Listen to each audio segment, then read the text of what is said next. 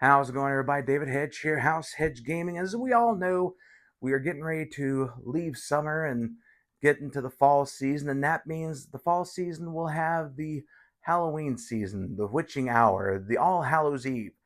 And there's some things that do go bump in the night, even on the lands of Enderas, where the Doomlings reside, as in this new expansion from Doomlings, Shadow Puppets. Let's take a look at the new Doomling traits that you'll be able to add to your Doomlings game and see what other surprises they have in store.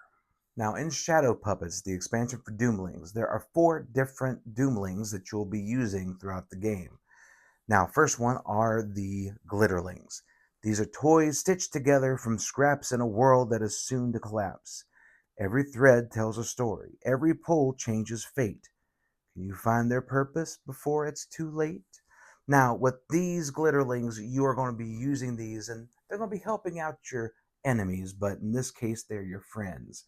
Now, you'll be doing everything from playing them into your opponent's area. For example, with Broken, you may play Broken into a friend's trait pile when they play a trait. Steal it and stop its action. They may play another trait. So, if they think they're getting a more powerful Doomling, Broken will definitely take care of that.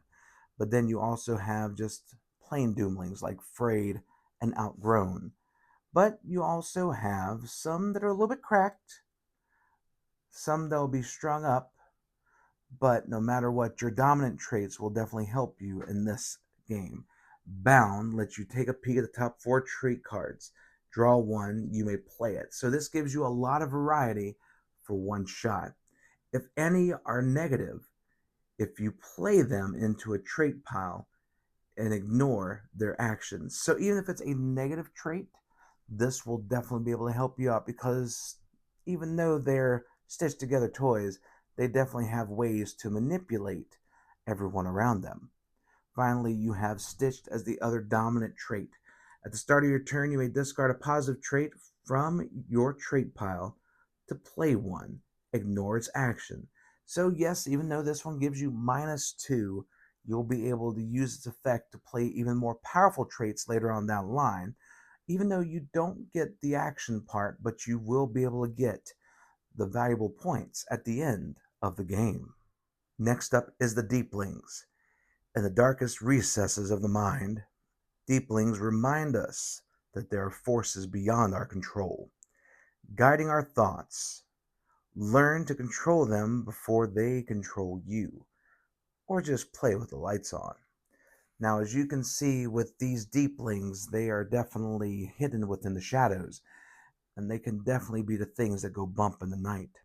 Now, they do have some powerful scoring effects, like Unsettling can get you 4 points, Action will get you 2 points, but with these, the Deeplings introduce Suppress. Suppress effects help you grow your power with smaller trait piles. So, if you're able to keep your trait piles to a minimum, these will definitely help you out in the long run. So, you have cards like Quiet.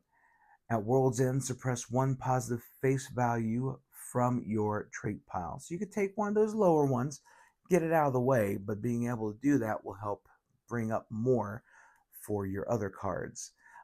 Drown lets you suppress 1 from each of your opponent's hand at random.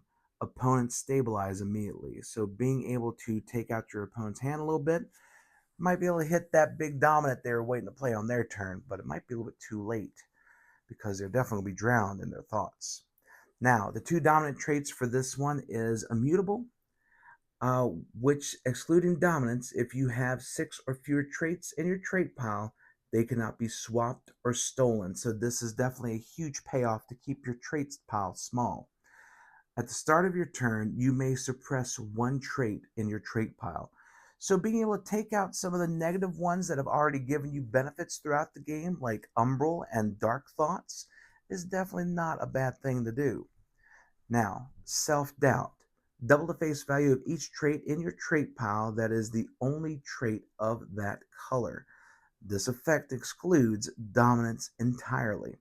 So, being able to keep your trait pile both small and varied can pay off really big with self-doubt. But no matter what, they may be hiding in the shadows, but at a moment's notice, they're going to be ready to help you to victory. Next up, we have the Moonlings. The darker sides of the moons of Enderas are home to Moonlings who have mastered manipulation of the shadows. Some seek power, others wisdom, and a few just like to make cool shadow puppets.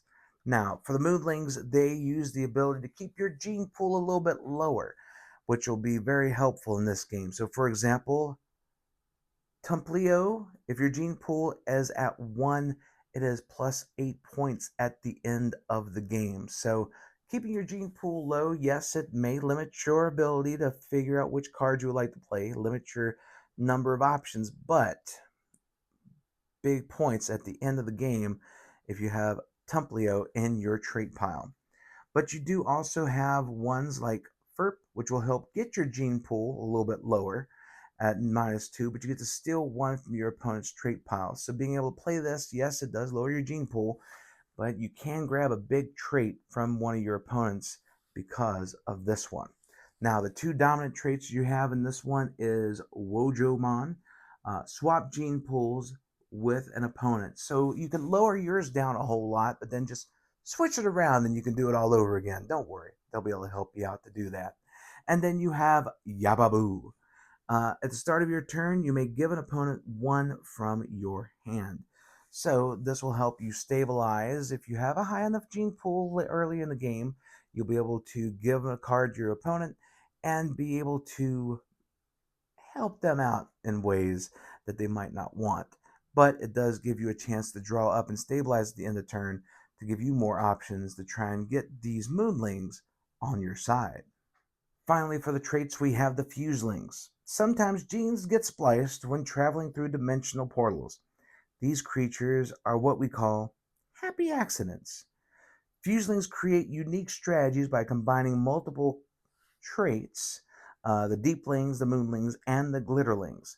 So, for example, with Shrouded, it's a deepling and a moonling.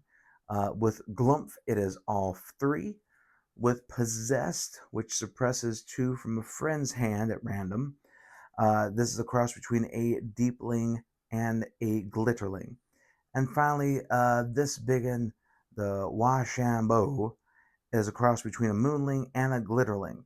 So, yes, they might have low points, but on these, they are definitely going to come in handy no matter if it's deeplings, moonlings, or glitterlings you're going to be helping.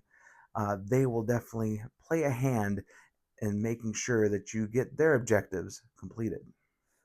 Now, finally, in the game, you do have for this expansion two new age cards, but you also have one catastrophe card to go along with those ages.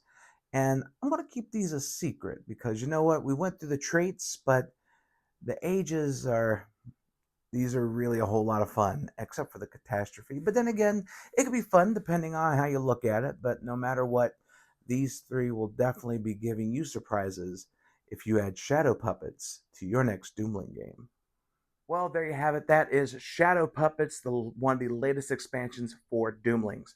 And I love the traits. I love that each time there is a new expansion that comes out, there is always something different that you'll be able to add to your base game, and there's so much replayability, and you never know what kind of chaos will be caused by these different traits when they interact with the base traits or with the Legends of Enderas or any of the other expansions. But no matter what combination you have, it is definitely going to be a fun time watching the world end on Enderas. But thank you all so much for checking out this video, and I want to thank Doomlinks for sending us a copy of this game for the expansion, and we cannot wait to show it on the channel later on in gameplay. But thank you all so much for checking out this video. If you like it, please like, share, comment, and subscribe, and let everyone know the House Hedge Gaming is here for all of your gaming needs. But until next time, everyone, stay safe and take care, my friends.